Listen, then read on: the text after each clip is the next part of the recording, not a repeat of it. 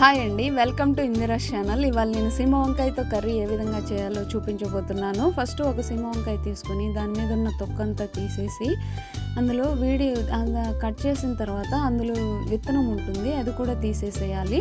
ఇప్పుడు దాన్ని అలా పీసెస్గా వీడియోలో చూపిస్తున్నట్టుగా అలా పీసెస్గా కట్ చేసుకొని ఒక పక్కన ఉంచుకోవాలి. ఇప్పుడు స్టవ్ వెలిగించి స్టవ్ మీద ప్యాన్ పెట్టి అందులో 2 టేబుల్ స్పూన్ ఆయిల్ వేసుకోవాలి. అందులో కొంచెం ఆవాలు, కొంచెం జీలకర్ర, కొంచెం పచ్చిశనగపప్పు, 2 ఎండుమిర్చి వేసి బాగా దూరగా వేగిన తర్వాత ఒక ఉల్లిపాయను పీసెస్గా కట్ చేసి అందులో వేసుకోవాలి. అవి కొంచెం వేగిన తర్వాత అందులోనే కొంచెం కరివేపాకు వేసి కొంచెం దూరగా వేగనివ్వాలి. వేగిన తర్వాత అందులో కొంచెం అల్లం వెల్లుల్లి పేస్ట్ వేసుకోవాలి. వేసి కాసేపు వేగనివ్వాలి. అందులోనే కొంచెం పసుపు కూడా వేసుకోవాలి. ఇప్పుడు ఒక టమోటాని పీసెస్గా కట్ చేసుకొని అందులో వేసి కొద్దిసేపు బాగా వేగనివ్వాలి. బాగా వేగిన తర్వాత అందులో కొంచెం రుచికి సరిపడా మిరప్పొడి, కొంచెం ధనియాల పొడి వేసి బాగా కలిపి పెట్టుకోవాలి.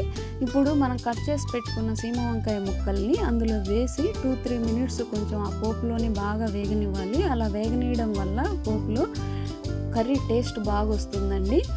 ఇప్పుడు అందులోకి మనము ఒక పౌడర్ తయారు చేసుకోవాలి. పల్లీల్ని దూరగా వేయించి కొన్ని పల్లీల్ని, ఆ పల్లీల్లో కొంచెం ఎండు కొబ్బరి కూడా వేసి బాగా మిక్సీ పట్టుకొని ఆ పౌడర్ని అందులో వేయడం వల్ల మంచి టేస్ట్ వస్తుందండి. ఈ పౌడర్ మటుకు వేయకుండా ఉండొద్దు, అది వేయడం వల్ల మంచి టేస్ట్ వస్తుంది.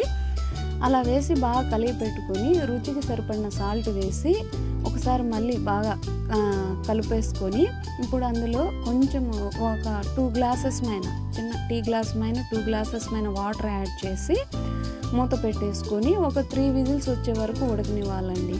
అంతేనండి, ఎంతో టేస్టీగా ఉండే సీమ వంకాయ కర్రీ రెడీ. ఒకసారి ఈ వేలో మీరు ట్రై చేసి చూడండి, టేస్ట్ అదిరిపోద్ది. ఇది చాలా బాగుంటుంది. ఇది చపాతీ లేక కానీ అన్నం లేక కానీ తినవచ్చు. చూడండి, ఉడికిపోయింది, బాగా ఆయిల్ కూడా పైకి తేలింది. అలా ఉంటే ఉడికిపోయినట్టు కర్రీ. అంతేనండి, ఎంతో టేస్టీగా ఉండే సీమ వంకాయ కర్రీ రెడీ. ఇప్పుడు పక్కన ఉన్న బౌల్లోనికి సర్వ్ చేసుకోవడమేనండి. మీకు ఈ రెసిపీ నచ్చితే నా ఛానల్ని సబ్స్క్రైబ్ చేసి లైక్ చేయడం, షేర్ చేయడం మర్చిపోవద్దు. Thank you for watching.